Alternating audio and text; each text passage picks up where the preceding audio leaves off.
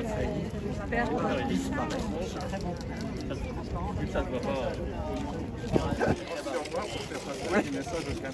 C'est une bonne nouvelle. Ça fait longtemps qu'on l'attendait, bien entendu, puisque ça devait ouvrir, mais pour les circonstances que vous connaissez, la question du plomb, la question aussi du confinement, bien entendu, a fait que ça a été retardé.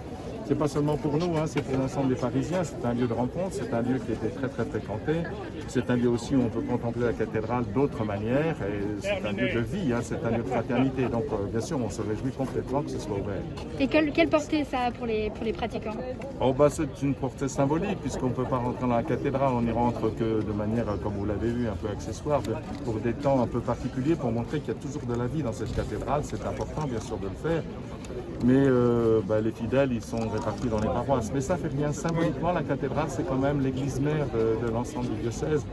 Et pour les gens, c'est important de pouvoir venir là, voilà, de se recueillir, bref. D'être présent ici, d'être autour de cette cathédrale, en sachant justement que c'est un signe qu'on va pouvoir y rentrer un jour, en 2024, comme c'est prévu. Et est-ce que c'est important que ça se fasse en ce week-end de la Pentecôte? Quelle portée ça je pense pas que ça a été fait exprès. En tous les cas, pour nous, c'est un signe formidable que ce soit la Pentecôte, que justement le Paris soit ouvert. C'est-à-dire que l'Esprit Saint, c'est pour nous ouvrir le cœur et l'intelligence. Donc voilà, quelque part, ces lieux qui sont justement des lieux de rencontre sont tout à fait propices à l'action de l'Esprit Saint qui nous ouvre l'intelligence et le cœur. Et maintenant, vous espérez que les pratiquants viennent se recueillir ici? Je ne sais pas, mais il y aura beaucoup de monde. Cette cathédrale, elle parle d'elle-même, vous savez, sans forcément faire un cours de théologie.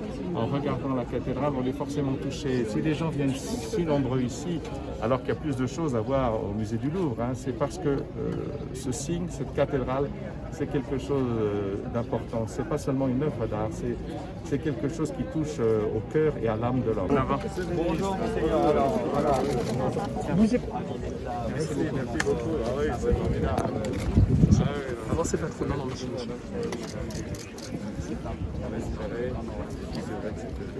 C'est le symbole d'une première étape pour retrouver Notre-Dame, puisque ce parvis était fermé depuis 1 an. Vous savez, il y avait de la pollution au plomb et donc on ne pouvait pas rouvrir ce parvis. Le fait que ça puisse se faire 1 an après, en plus dans la foulée du déconfinement, c'est évidemment très fort, parce que ça y est, on commence progressivement, les Parisiennes et les Parisiens, les Franciliennes et les Franciliens, tous les Français vont pouvoir retrouver ce lieu si important, qui est un lieu chargé d'histoire, qui est un lieu qui a marqué peut-être chacun d'entre nous, comme nous sommes venus pour la première fois à admirer ce joyau qu'est Notre-Dame de Paris. Et donc dans ce chemin vers la réouverture totale de Notre-Dame de Paris, la réouverture du parvis est un très beau symbole, une étape essentielle. Donc c'était important que Ville de Paris, État, nous puissions être ensemble réunis pour cette réouverture.